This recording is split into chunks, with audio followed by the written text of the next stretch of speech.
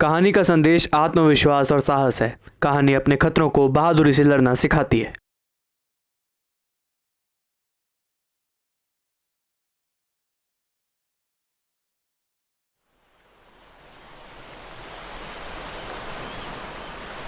सफेद रंग का एक पक्षी जिसके साथ ही अक्सर समुद्र के ऊपर उड़ते थे, सीगल कहे जाने वाले उनमें से एक पक्षी आज अपनी चोटी पर अकेला बैठा था। उसके दोनों भाई बहन बीते कल ही उड़ना सीख गए थे, मगर उनके साथ उड़ने में या आम तौर पर उड़ जाने में ही उसे डर लगता था। किसी तरह कोशिश करके वो दौड़कर चोटी के अंत तक खूब तेज पंखों को फड़फड़ाते हुए रफ्तार से छलांग लगाने से पहले ही डर जाता था, क्योंकि चोटी से अगर नीचे गिरे तो मीलों तक गहरा, बहुत गहरा समुद्र ही था। उसका पक्का विश्वास था कि उसके पंख उसका उड़ने में साथ कतई नहीं देंगे। शायद इसीलिए सिर झुकाए वापस अपनी चोटी में उसके उस छेद में बने घर के बिस्तर में जाकर बैठ गया।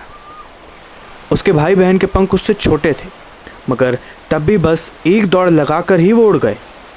वो हिम्मत ही नहीं जुटा पाया, वो छलांग ही नहीं लगा पाया। उसके माँ बाप कई बार अपनी कर्कश आवाज से, चोंच से उसे डांटते धमकाते कि अगर वो उड़ेगा नहीं तो उसे भूखा ही मरना पड़ेगा, मगर अपनी जिंदगी के डर के मारे वो हिल भी नहीं पाया। इस धमकी को मिले अब 24 घंटे बीत चुके थे। तब से अब तक कोई इस चोटी पर वापस नहीं आया। बीते कल से वो अपने माँ बाप के साथ भाई बहनों को खाते और उड़ना सीखते देख रहा था। यहाँ तक कि भाई ने चोंच से अपना खुद का पहला शिकार पकड़ा और उसे आराम से दूसरी चोटी पर बैठकर मज़े से खाया, और माँ बाप उसके चारों ओर उड़कर उसे शाबाशी दे रहे थे। उसने ये भी देखा कि कैसे ये सब नीचे उस बड़े से पत्थर पर उसे कायर कायर का ताना दे रहे थे। सूरज अब तपता हुआ चोटी के ऊपर था। सीगल वापस चोटी के अंत तक गया और एक पैर को दूसरे पंख के पीछे छुपाकर आंख मूंदे खड़ा रहा। भूख और गर्मी उसे पागल कर रही थी। नींद आने का नाटक सा किया, मगर किसी ने उसकी तरफ नहीं देखा। उसके भाई बहन सिर धसाए धूप में आंखें भी झपकी ले रहे थे और पिता अपने पंख को अपनी चोंच से संहार रहे थे, मगर माँ उसकी तरफ देख रही थी। एक टक।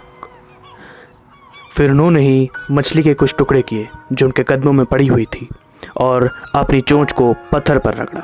इस जवान सीगल को वो मछली के चोंच से खाने का बहुत मन कर रहा था। वो झलक उसे पागल और पागल कर रही थी। उसने माँ से गुहार की कि उसे कुछ खाने को दे दे। माँ ने उसे लताड़ा, मगर वो मिन्नत करता रहा और आखिरकार उसने माँ को खाने का एक टुकड़ा लिए पास आते देखा। वो भी आगे बढ़ा, अपने माँ के पास बढ़ता रहा। माँ बस थोड़ी ही दूर थी, वो और बढ़ा, बस थोड़ी सी, वो थोड़ा और बढ़ा। माँ पास क्यों नहीं आ रही? वो थोड़ा और बढ़ा, बस थोड़ी सी ही दूर थी माँ। वो बढ़ने के लिए झपटा और एक चीख के साथ गिरने लगा। कुछ सुन नहीं पा रहा था, दिल रुक गया। हवा से उसके पंख अपने आप फड़फड़ाने लगे और एक तेज हवा का झोंका आया और उसने गौर किया कि उसके पंख केवल फड़फड़ा नहीं रहे थे, वो उड़ रहा था। तेज हवा को अपने छोटे से सीने पर महसूस कर रहा था। अब वो गिर नहीं रहा था, डर नहीं रहा था। हाँ, थोड़ा उसका सिर ज़रूर घूम रहा था। उसके माँ बाप, भाई बहन सब आसपास से गुजरे और सामने मीलों लंबी ज़मीन जैसे समुद्र पर बैठने लगे। सीगल भूल गया था कि वो कभी उड़ना भी नहीं जानता था।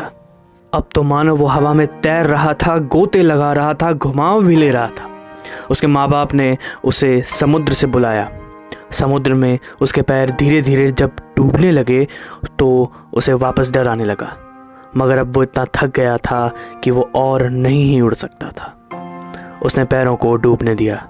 इस अजीब कसरत ने उसे थका दिया था, इस उड़ने की कसरत ने। उसके छोटे से पेट ने पानी को छूना शुरू किया और इससे ज़्यादा वो जवान सीगल और नहीं डूबा। अब वो पानी पर तैर रहा था। आसपास उसके परिवार वाले खुशी से अपनी चोंच से ला ला कर मछली के टुकड़े उसे दे रहे थे।